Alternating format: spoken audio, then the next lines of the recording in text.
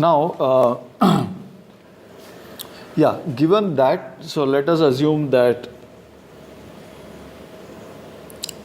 m equals 1. So in other words, I have a function. The function is just from u to r.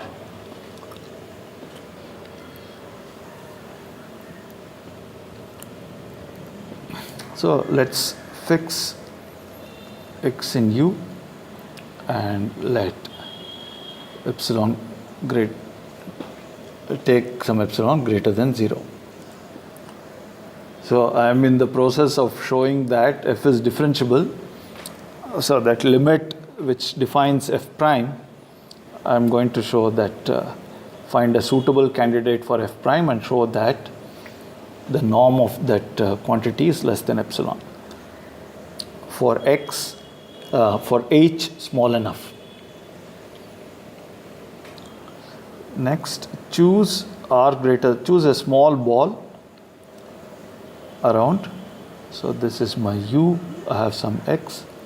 Choose a small ball, choose r greater than 0 such that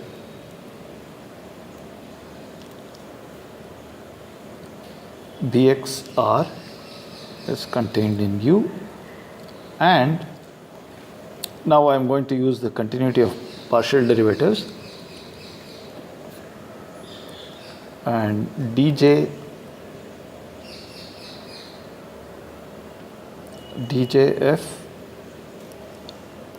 at y minus djf at x, this thing is less than epsilon by n for all y inside the small ball and all j equal to 1 to n. Well, the continuity of the partial derivatives will give some r1, r2, rn. As usual, I just take the minimum of those r's and I'll get this 1 r which will work for everything. Let h, now this h is the one which occurs in the definition of the derivative. So I'll write it in terms of coordinates as hj ej. And I assume that norm h is less than r.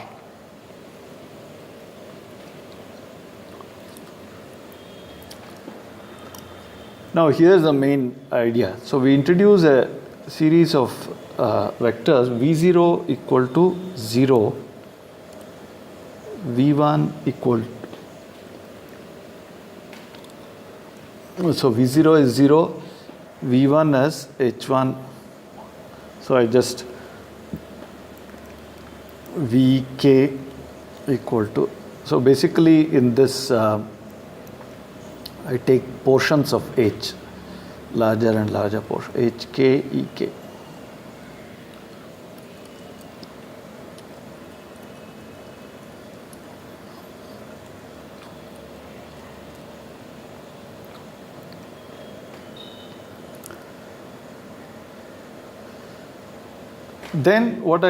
Then I just write f of x plus h minus f of x as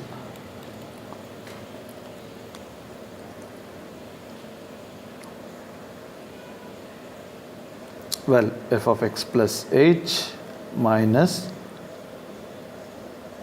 notice that in the definition of this vk's, vn would be just h. So I'll just go to x plus vn minus 1 plus f of, I add and subtract this and keep on doing the same thing, vn minus 2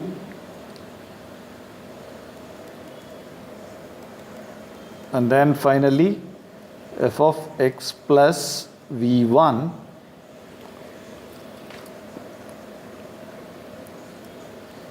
minus f of x. Actually, I don't need v0.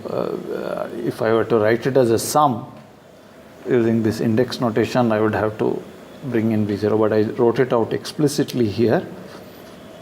So I have all this stuff, right? Yeah. Now what we observe that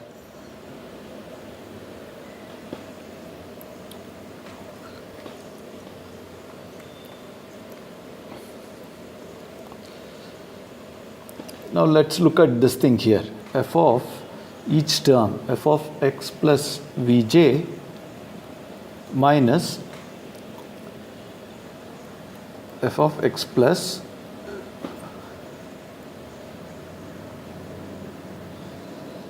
f of x plus vj plus f of x plus vj minus 1. Well,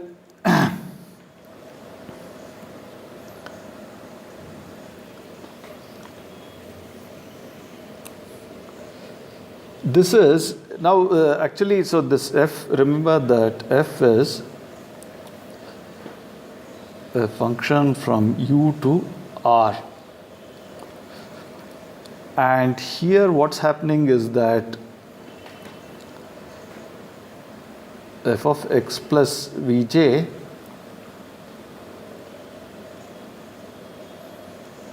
is f of x plus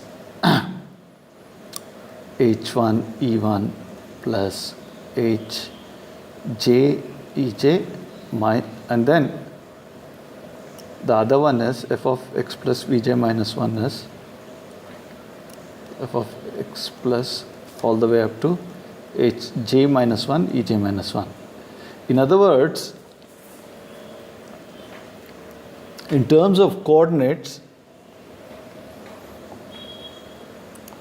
this x plus vj and x plus vj minus 1 have the same coordinates except the jth, in the jth coordinates are different. Otherwise, they have the same coordinates. Well, all the way up to j minus 1, it will be the coordinate of x plus the corresponding hi. Then after j plus 1 onwards, anyway, it's just the coordinate of x itself. But in the jth coordinate, this one will acquire a hj, this one will just, this will be xj plus hj, this will be just xj here. So I can regard it as a function of one variable actually and apply the mean value theorem. So if I want to write it out explicitly, I can define gj of t is equal to f of x. In fact, I'll use coordinates here, x1 in the Cartesian product notation, x1 plus h1, and then xj minus 1 plus 8j minus 1, and then xj plus t, xj plus 1, and all the way up to, well, xn. If so, I can define a function like this. The x's are fixed and so are the hj, h1, hj minus 1, etc. The only thing which is changing is this in this t. So then this expression here would be gj of hj minus gj of 0.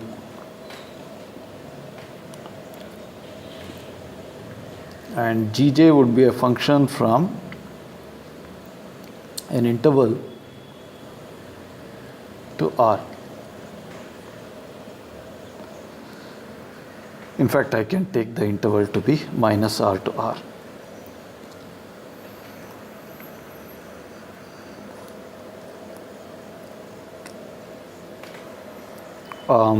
Minus r to r, well, I have to be a bit careful, not quite minus r to r,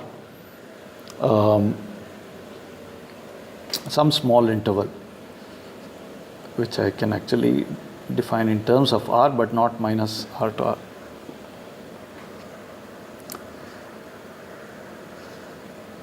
So if I apply the classical mean value theorem, I would get a derivative of this. So this would be gj prime at some eta j, xi j times hj, where this xi j would lie between 0 and hj.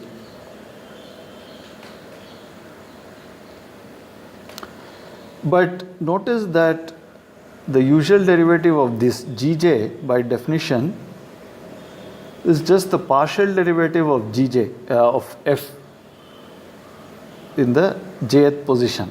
So this would be the partial derivative djf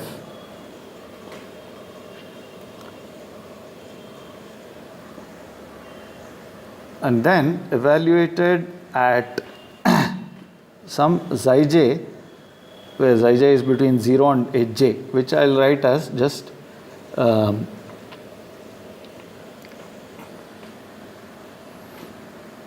so in terms of f, it would be x plus xj plus x plus actually I can now I'll drop the coordinate notation. I'll just write it conveniently like this: x plus vj minus 1, which captures everything except this position here.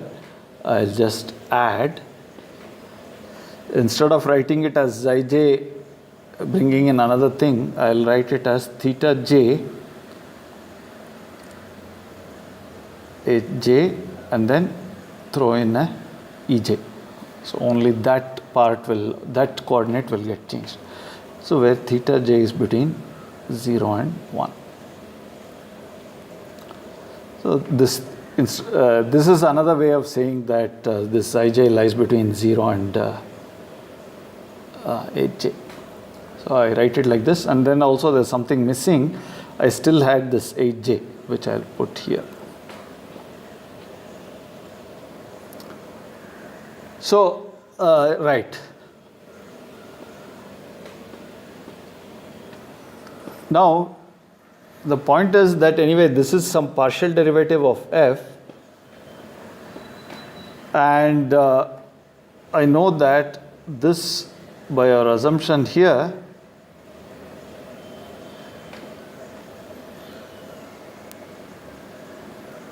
well, where was that? So I had assumed that the partial derivative of something, if y is close enough to x, then it's the partial derivatives are close. So let me use that. This quantity here is close to, this thing here is close to x, because I assume that norm of h is less than r. From that it immediately follows that anyway this entire thing vj minus 1 plus theta j hj ej, the norm of that will be less than norm of h, which is less than r. So this entire thing is distance from x will be not more than r. So this is this differs from hj djf at x by less than, this hj will continue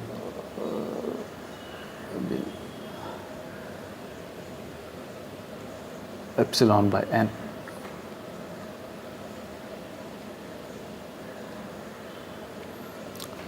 So therefore, if I write down f of x plus h minus f of x minus j equal to 1 to n hj dj fx. This is my candidate for the derivative in terms of partial derivatives. This will be, so what I do is, here f of x plus h minus f of x, I plug in all that stuff, this kind of, I plug in an expression of this type. Not just one, I had so many n of them, so I plug in all of them. Each one will differ from the corresponding term here by less than hj times epsilon. So overall, it's less than or equal to 1 over n summation hj epsilon j equals 1 to n, so which is equal to just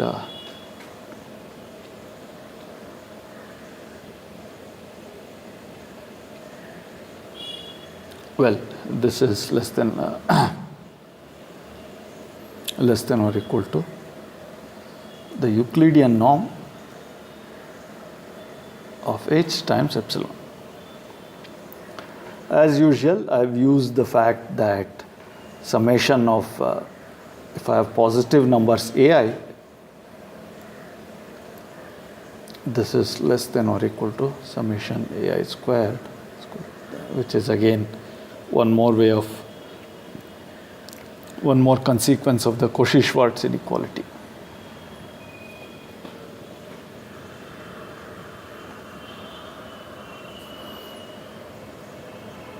Right. So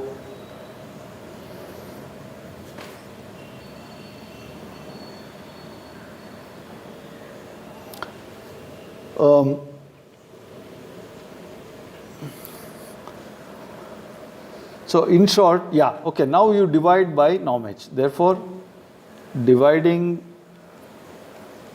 by norm h, we get this entire thing, f of x plus h minus f of x aj dj f x, this thing divided by norm h less than epsilon.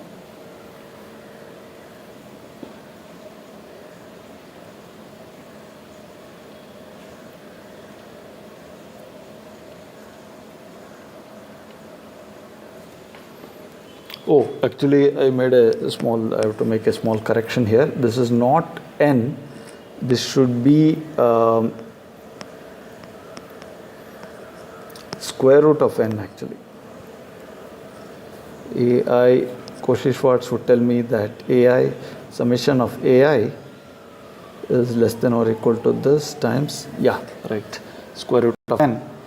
So this less than or equal to this, so if I divide by n as I do here, I'll be dividing by a larger number, so I'll continue to have this inequality.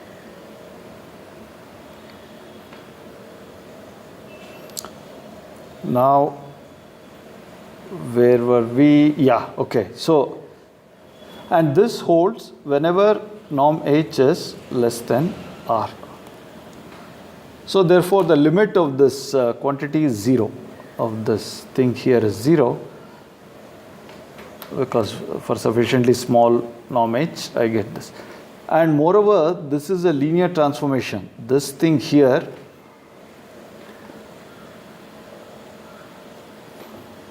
therefore, if we let t of h a linear transformation, if I define like this, hj djf at x, then t satisfies the condition for f prime x. So it is therefore T equals f prime x, the linear transform. There's a unique one as we saw, and so we have done. So we have at least shown that the derivative exists in the linear transformation sense. Not only that, this also immediately shows that the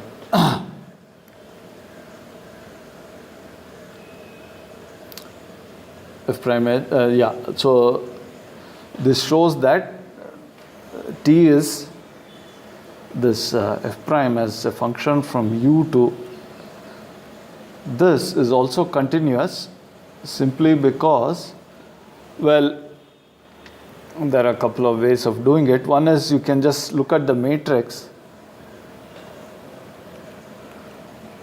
is continuous, and the reason for that, because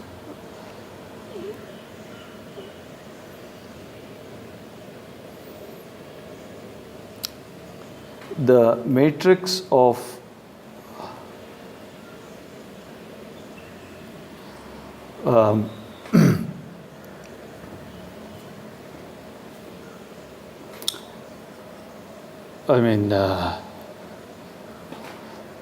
because let me just put it like this, because the matrix of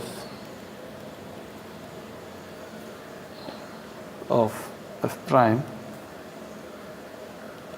is in this case, if the target is R, is a row vector, is a m by 1 matrix, no, rather 1 by n matrix,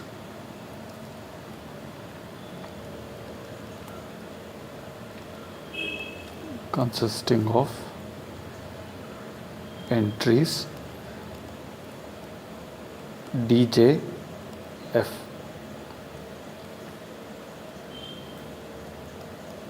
At x. And if I'm worried about the operator norm, recall that the operator norm is less than or equal to the Euclidean norm. So these row vectors will be, with respect to the Euclidean norm, all the entries can be continuous, therefore the row vector will be continuous. So the operator norm is less than the Euclidean norm.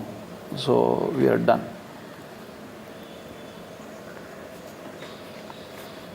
So this completes the proof. This is not the notation. So just this completes the proof. The proof.